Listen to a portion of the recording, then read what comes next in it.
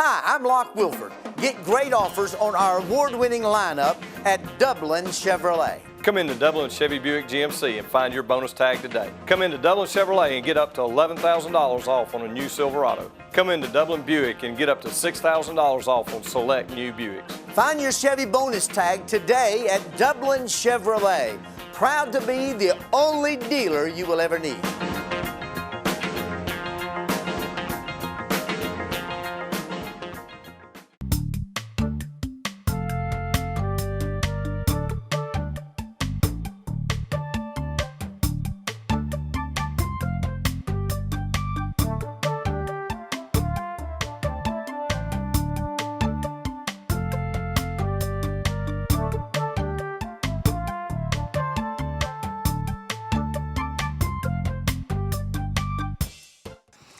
Hello everyone, we'd like to welcome you to Real Talk. I'm your host Pat Terrio, and today we're talking about our independence and our patriotism, and that's our devotion to our country, to things that we stand for. And we've got some wonderful leaders here in our community today that we're going to speak with, and especially with the 4th of July right around the corner. We tend to celebrate the 4th with cookouts and fireworks and everything like that. But we're going to talk to some individuals today that are going to, one, tell us about their own experiences as retired military men.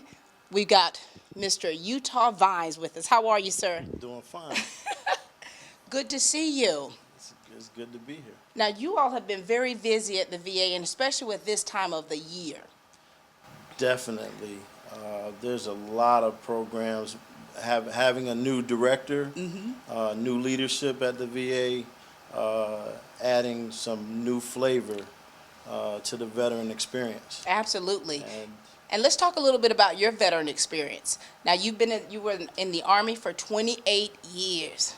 Since 17 years old. That's a long time. Yes. And so tell us about how that experience was for you and for your family and being an American. Well, I came from a family history of two brothers serving in the service.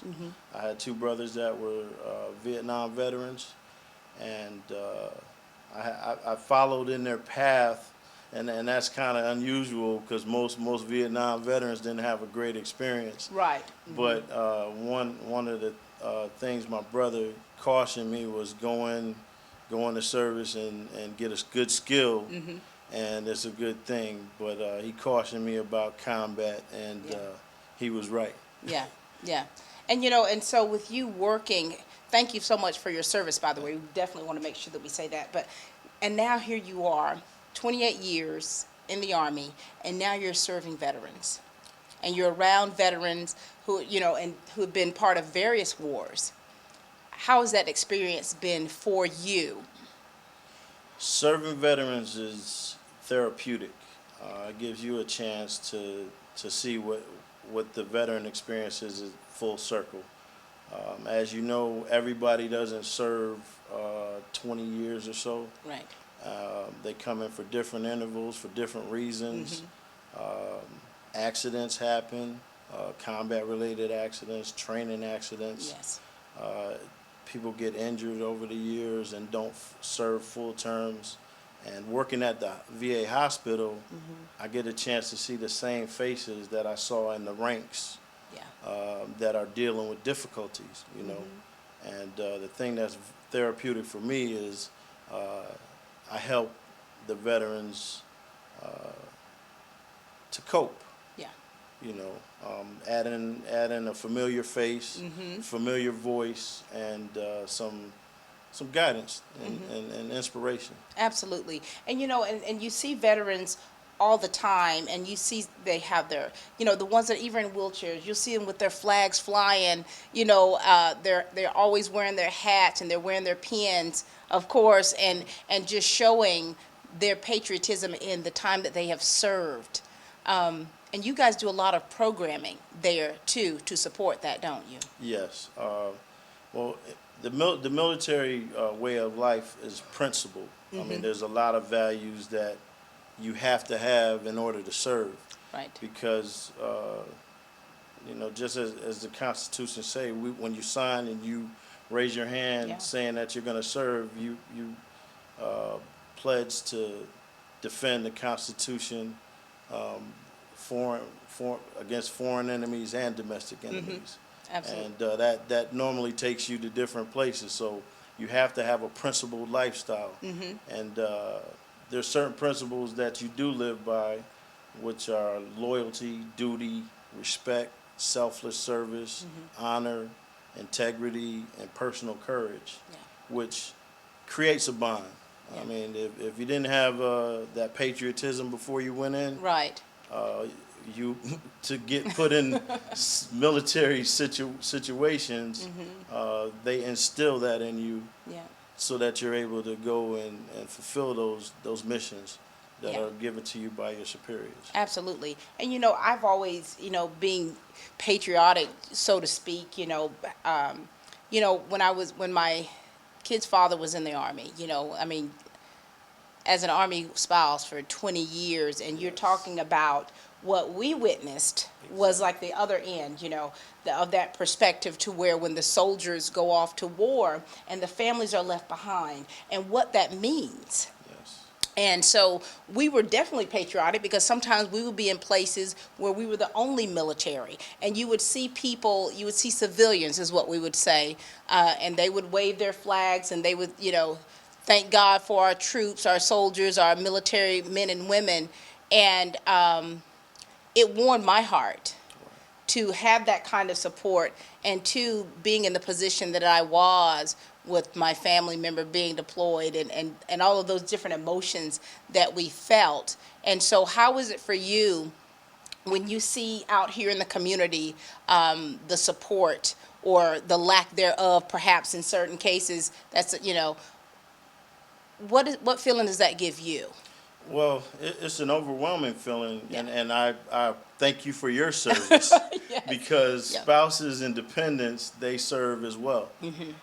Just as on this end, in the VA Medical Center, our staff and our volunteers serve the veterans as well, because they're dealing with all the same type of Right.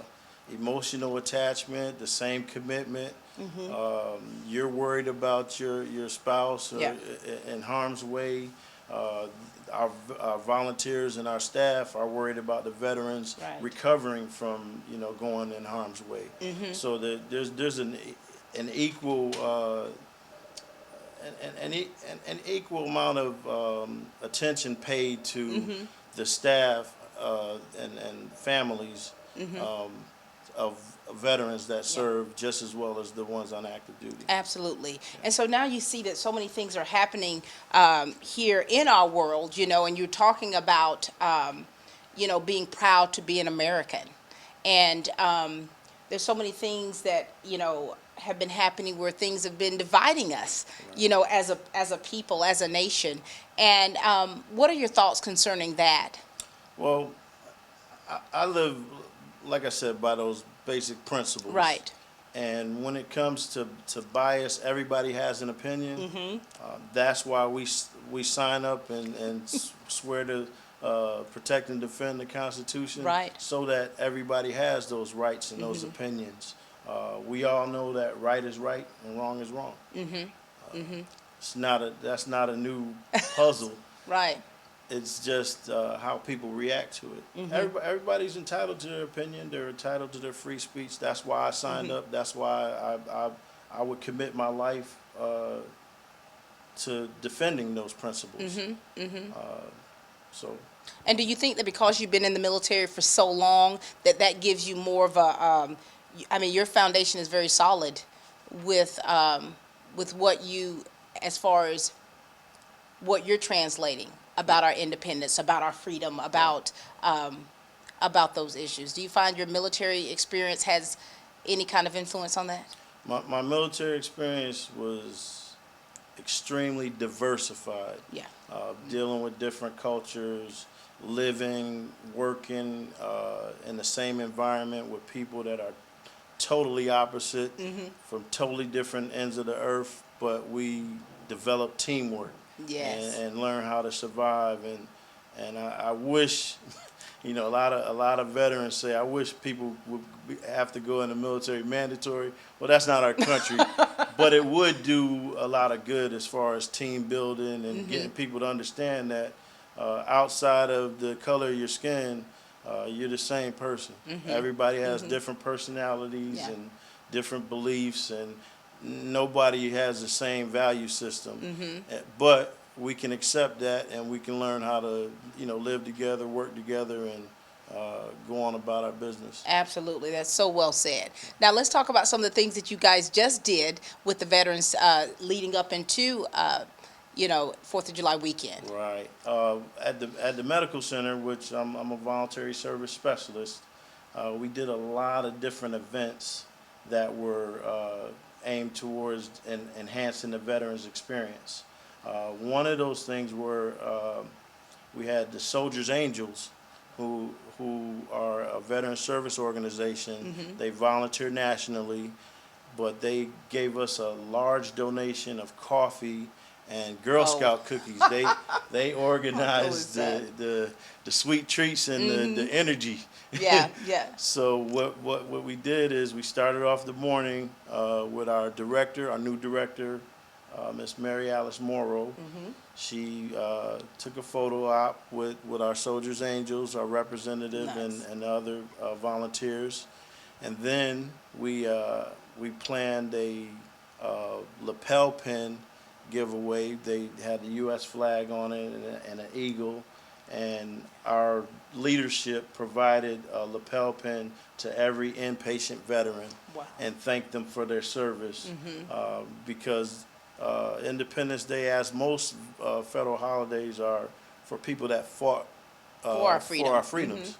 You know, and in recognition of that and remembrance of that, we were able to thank every veteran. We also, at our outpatient clinic, we set up and gave coffee, some of the donated coffee and some of the Girl Scout cookies to every veteran that had an appointment in our outpatient clinic today. So, I mean, we were really busy. Yeah, You know, but again, without the support of the volunteers and all the, you know, the great staff that we have that takes excellent care of our veterans, we wouldn't have been able to, you know, make that enhancement to absolutely. the regular care. And that's so great for the morale of It does. The men and women and you know, and it just warms your heart just to see them all together. Certainly does. Regardless of their race, their creed, and it's just a beautiful thing. Right, and like I said, some of those principles and values that we live by would definitely enhance our communities. Yeah. You know, I don't have to, you know, criticize somebody's religion. I know what I believe in, Right. but just because someone believes something else, you know, time will tell. When we meet our Maker, we will know if we serve the God. Right. But that is a personal choice. You know, we shouldn't impute our values on someone else. If that's what they believe, that's what they believe, and they shouldn't impute their values on us. You know, accept people for who they are, and just believe in what you believe in, and go on about your business. Very good. Well said. Well, we thank you so much. Thank you for coming and joining us today. It's been such a pleasure. Certainly was. It's such a pleasure. Thank you for everything that you have done in serving this country and how Yes. you're still serving when you're serving the veterans in the work that you do at Carl Vinson. All right? Yes, ma'am. This is retired Master Sergeant Utah Maurice Vines. Thank you, sir. Thank you. Hi, I'm Chastity Evans with Community Bank's Loan Department, and I'm here to help you with any personal loans you may need. We help people like you every day. From automobiles, debt consolidation, or real estate, I'm here to help. Call me and let me see how Community Bank can help you. So stop in and see us at Community Bank of Dublin-Lawrence County, the bank that's service-built, where common sense banking never goes out of style.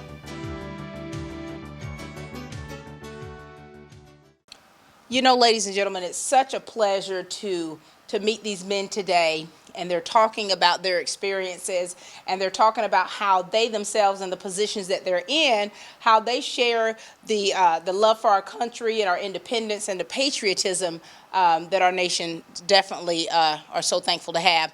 And we've got Dr. Joel Dent. How are you doing, Pastor? I'm doing fine, Pat. Good to see you. Good to be here. Now, you have been doing some great things here in the community, and so talk to us a little bit about you, Pastor, and let's talk a little bit, too, about your church, okay? Sure. I'm a United Methodist minister, so across the years, my wife and I have moved around throughout South Georgia. But we came to Dublin in 1989, and I was the pastor at Pine Forest for 5 years. Yeah. And then they asked if I would be the superintendent for the Dublin district, which included Dublin and Vidalia and Sandersville, and I think Louisville was a part of that, and Rennes and the area churches, and I did that for 8 years, and had an opportunity to meet a lot of people. Yeah. In my church work and as a superintendent, we have a number of ministers who had been in service and were veterans and who love this country, and Amen. also wound up being in ministry. And in our own church at Pine Forest, we try to honor the veterans and express our appreciation to them for their service to this country. And you always, and that's a good thing, because I think in ministry, we really want to make sure that we're definitely inclusive, and and so many men and women who have fought for our freedoms, and then the freedom of religion, freedom of speech, all the Yes, different things that yes. we, that we're so thankful for. And so what kind of things do you like to do to honor veterans, not just as a pastor, but you as an individual person and the patriotism that you have? Well, Pine Forest United Methodist Church is right across Veterans Boulevard from the VA hospital. So we have a number of people who visit over there, some who have families over there. Yeah. And I enjoy visiting over there. And during the 90s, I was working with the chaplains department on Fridays. They needed someone to work on the psychiatric ward. And that was very touching and helped me to be much closer, not only to the veterans themselves, but to their families. Yeah. And on the psychiatric ward, I remember one young man, every time we would have a group session with the psychiatrist and with the doctor and with the chaplain and with the social worker, was very quiet. Yeah. And sometimes during the session, he would break down and cry. And then he'd leave. So finally, after one of the sessions, I asked him if he would be willing to stay and we could talk one-on-one. Right. And he shared that he had been in a military situation and there was an invasion, and 3 of the guys, he and 2 of his friends, had jumped into a foxhole and stayed there for several hours, and then a grenade came into the foxhole. And his very best friend realized that it was about to explode, and he threw his body on top of the grenade. Wow. And of course did not live. They were slightly injured. But he said to me, the reason I break down and cry is because I have been died for. I'm here because somebody else died for me. And I'm having a hard time living with that. So we worked with him for a number of months, and I tried to share with him that I felt maybe the best way that he could honor someone who had given his life that he might live is to make his life as meaningful Right. and as joyful and as productive as possible as a dedicated citizen of this great, great country. And finally, he began to do that in honor of the one Who gave his life. gave his life. And it made me realize, Pat, that so many of these veterans who are across the street from Right. Pine Forest Church have lost loved ones. Many of them have lost limbs, lost vision. Right. Many of them have great difficulty with post-traumatic stress Right. disorder and never have quite been the same since. Right. And we need to express our appreciation to them. And I appreciate those who volunteer, those who pray for them, and we also want to support their families. Amen. That was beautiful. And look at the perspective that you received from a veteran from that standpoint, just the trauma and think about the guilt that he has felt in his friend, his fellow comrade, sacrificing his life. And what I came to realize across these years is that all of us have been died for. Jesus died for us. Jesus died for Amen, us. he In our did. faith, he shed his blood. Amen. And also, it helps me to remember that many times the color of sacrifice is red. There are those who have given their lives that we might have this great country. I like the statement when our Declaration of Independence was fashioned. Yeah. And those who signed it also pledged their lives, their fortunes, and their sacred honor. Many of them did lose their lives. Many of them lost their fortunes, which could have been passed on to their relatives, but they gave their life, they gave their fortunes. I think their sacred honor, don't you believe, Absolutely it was is. perpetuated because we are so grateful for what they did to fashion the Declaration of Independence and help us have the wonderful country that we have Absolutely. now. And our history has definitely made us what we are today and where we are today in Yes. this country. Yes. There's so many sacrifices that were made for us to be free. Yes. And It's a time of gratitude. it really is. It really is. And so when I think about, the 4th of July weekend, now we've got our big, family reunion, so people are coming in, and my brother's, coming in, the Marine that's been in for 29 years. And so we've got a lot of family members that are veterans. Yeah. And it's like they have just a little bit extra pride, if that makes any sense. It does. It's a time to celebrate. We It have really so many is, and blessings. that they're alive to celebrate that, because Yeah, we've lost yeah. so many, I know, personal friends that we have lost to, during the Iraqi wars. Yes, yes. And it was a very trying time for my family Yes. to personally know someone who definitely gave their life, and whom I consider a hero, Michael McKinnon, Captain McKinnon, and Colonel Wood. They were both together during that time. And so whenever, to have an opportunity to be around veterans, especially the ones who, have so many stories they want to tell, and even the ones, Pastor, like you say, who can't really share, but they It's have so difficult for much, them. so much inside. That's right. But Well, it's, it is a great time to celebrate, and Yep.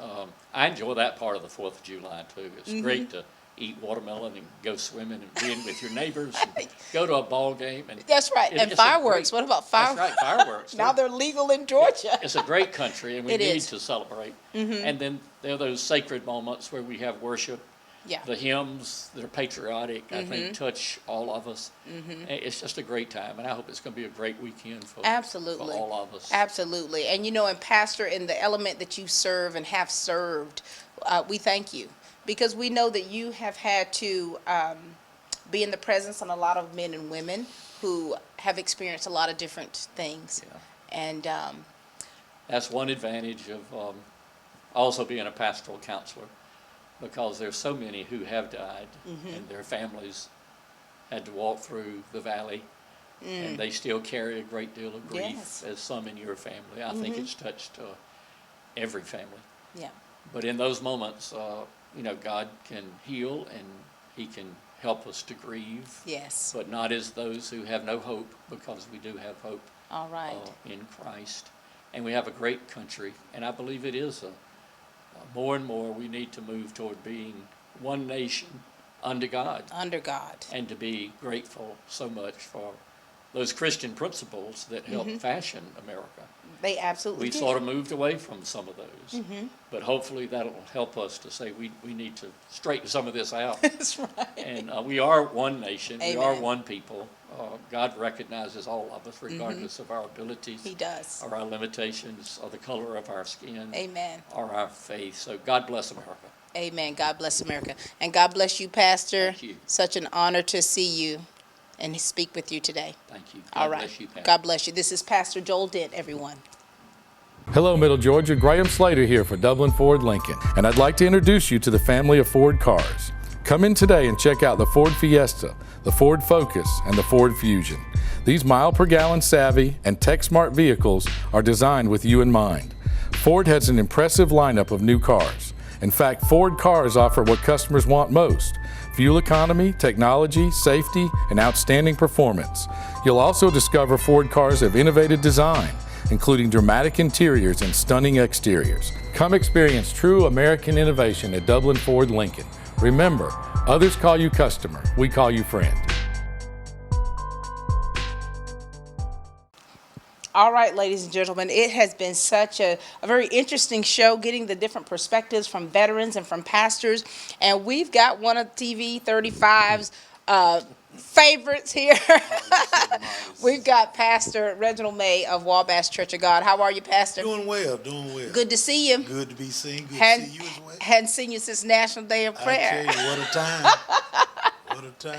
All right, Pastor, let's talk a little bit now. You and I were talking before the camera started about just family members and friends that you know that have been military. Won't you share that with the people, if you would? First of all, if you don't mind, let me just share this. I do thank God for all of those who have served and those who are still serving. Right. We really don't understand or know the magnitude of what our young men and women experience when they go into foreign countries, fighting for the freedom not only for us, but also, as was stated earlier, for the principles that we are governed by here in the United States, as well as by our military. So, first of all, a big thanks to all of you all who have served. Thank you. Those of you who are serving, we do appreciate you. And now to your question, I was just thinking that my father served in the military. I can remember being a little boy listening to the Navy ships come in the port of Norfolk, Virginia. And I never forget the resounding sound of the whistles. You know, when you hear it just got a distinct sound. It's as amazing. they pull in the port, and we used to go out there and be standing out on the pier watching the ships come in. I love as that. the sailors are lined up, you know, coming into port. And I can remember the celebration, the joy that we felt that our parents and our loved ones have been gone in different directions all over the world. And then to finally, after 6 to 8 months, to see them, we were so happy, so excited. It was just like, you know, our loved one has made it back this time, and we were just so celebratory in that fact. And you were a little boy then. Little baby. Well, see, back we were in the 60s. in the 60s. I wasn't born. Just Lord Jesus. Lord Jesus. Well, you know, you're talking about Norfolk. You know, we were stationed in Hampton, and where we lived, it overlooked the Chesapeake Bay, so we would see the ships when they would pass our house, and it would just be so amazing. So and they were have so a good experience with yes, that they too. were these big, beautiful ships, and you'd see the sailors out there. Oh my God, it was just such a beautiful feeling. It's amazing, isn't it? It is amazing. I get like a little kid sometimes when I see something like that, because it just warms my heart to know that they are doing this for the freedom of our country. Yeah, and you know, to preserve it. And I think sometimes, you know, we are so blessed in America that sometimes we really don't think about those who do serve us, those who have served us, because sometimes we just not intentionally, but we're so nonchalant that you know, that is a freedom that you have to protect in order for us to enjoy the liberties that we have and that we was founded on as a country. And believe it or not, sometimes I find myself, whenever I'm in a store or I'm in a restaurant and someone come in and they're in uniform, I have found myself letting them go first and tell them thank you. Yeah. Thank you for serving us. We appreciate just a little kind word to just let them know that it don't go unnoticed. Might not know them, might not never see them again, but just to let them know, you know, I appreciate your sacrifice. I appreciate what you signed up to do, and I thank you for doing that for me and my family. Absolutely. And you know, that goes a long way.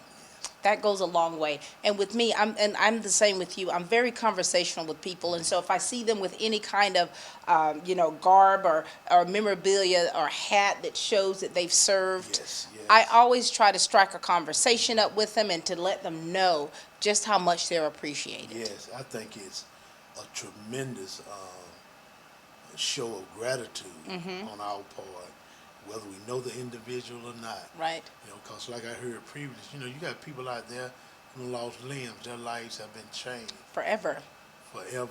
Yeah. Some of them not only lost limbs, they lost families because they couldn't come back and cope with their marriage or their responsibility Yeah, absolutely. because of the trauma or the traumatic experience Yeah. they had in a foreign country. Absolutely. And, you know, I want to say this, too, as well. I'm glad that you brought that up. And, of course, what Pastor Dent was saying also, there's so many soldiers, so many military men and women who come back, who are combat veterans, who come back with post-traumatic stress disorder. And so when you're talking about Independence Day, you're talking about July 4th, you're talking about fireworks, you know, it triggers something in them. And so, you know, what's wonderful is military PTSD actually sends soldiers or military men and women signs so that they can put in their yard during the 4th of July for people to be courteous of them concerning fireworks, because it does trigger some different things and can cause some different issues with them. And so that's really a blessing. That's definitely one way that our country and community are definitely looking out for those soldiers, those military men and women, airmen that have experienced some different things from combat. I wasn't aware of that, but that is great. That is great. It's wonderful. Yeah, because believe it or not, my wife, her first husband, father was a Vietnam vet, and talking with him one day, he mentioned to me. He said, you know, when he came back home, he said for the longest he couldn't even sleep in the room with his wife, Right. because anything would trigger, any noise, anything would trigger his mind, and he was ready to, you know, go in attack mode. Did you understand that then? I didn't understand it then.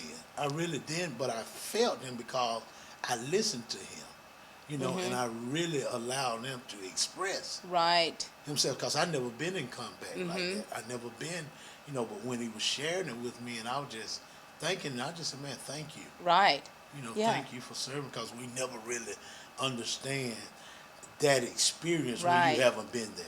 And to understand it is something very real. Things that we take for granted or think there's nothing. I think that when my kid's dad first came back from Iraq, he deployed 4 times, and we couldn't. He had an issue with going under bridges because of all the IEDs that would explode and under the bridges and stuff when they were in Iraq. And so going under a bridge was an issue, you know. And we were like, wow, you know, just kind of learning those things. But I think, you know, as time went on, you know, we kind of understood. And so there's so many veterans out there today who are so proud to have served their country. And but then there are some who have issues with having served their country. Let's being real about that. And so, and they have their own different idiosyncrasies, different things and issues that they have experienced and in their own way. But as people like you and I, and people like you all, we are definitely want to make sure that we're doing our part. Right. Doing our part to support, to encourage, to build up, and to understand. To whatever level of understanding we could. Absolutely. But one thing I would like to say, and I would just like to say this, you know, as a country, as we celebrate our independence and those who have fought for what they believe was right and fought for the liberties that they believe that we are so freely have experienced, and we do experience here. Even though our country may have some issues, even though our country has some challenges, we still live in the greatest country in this world. And we ought to thank not only our servicemen, but we ought to thank God for that, because there are some countries that don't experience the liberties and the freedoms and the rights that we have here in the United States of America. So I say, as the previous pastor said, God bless America. Absolutely. Amen. That is so beautiful, Pastor, that you said that. And we're about to close here, but we want you to also tell the people a little bit about the fact that we had someone from Macon. Yes. Let me share this. I have a cousin by the name of Rodney Davis. He is deceased. He was a Vietnam war vet, and in Vietnam, a grenade was thrown into a bunker where him and his platoon was. And he threw himself on the grenade and saved. He died, but he saved his platoon. Wow. And years after that, I think it might have been in the 80s or the 90s, I'm not quite sure what decade, but there was a ship named after him. I think it was a guided missile cruiser, the U.S. Rodney Davis. Wow. And it just, I think this past year in Seattle, Washington somewhere, got decommissioned after a long length of service to this country. But he is the only Medal of Honor recipient of Purple Heart, I believe, of Macon, Georgia. And if you ever ride on, going through Macon on I-75, headed south, if you look right before you get to the Hardeman Bridge exit, to the right, you'll see the flag and the statue of his, where his remains are, right off to the right of the interstate. Look at that. Yes. That is so wonderful. Yeah. And I know that we know that your family's so proud Yes, of yes, that and the yes, sacrifice that your cousin made. Yes, they are. Wow. Yes, they are. Proud to be an American right here. Yes, we celebrate. We do. We celebrate. We do. This weekend. Absolutely. And now we're the 4th of July weekend, of course, coming up. Pastor, I know you guys have big plans. Yes, actually, I will be celebrating with my father, who is a veteran as well. Nice. He served in the Navy, and then he finished 30-some years in the National Guard. Oh, wow. So we're going to be at his house celebrating. Matter of fact, I got the meat marinating. I got, got the drinks on ice. Got everything prepped and prepared.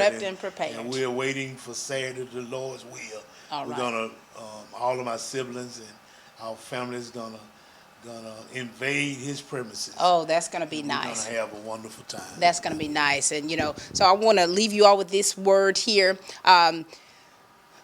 As far as history, and we talk about our country and patriotism and so many men and women who have helped pave the way for us, the national anthem, you hear that all the time, and then it just really just gives you such a feeling. I'm going to recite to you the 4th stanza of the national anthem that was written at Fort McHenry, and I got to visit that wonderful place where he initially wrote that. And so here we go. We're going to close out with this. Oh, thus be it ever, when free men shall stand between their loved homes and the war's desolation, blessed with victory and peace. May the heavens rescued land praise the power that hath made and preserved us a nation. Then conquer we must, though our cause it is just. For this be our motto, in God is our trust. And the star-spangled banner in triumph shall wave o'er the land of the free and the home of the brave. God bless you. God bless all of you. God bless America.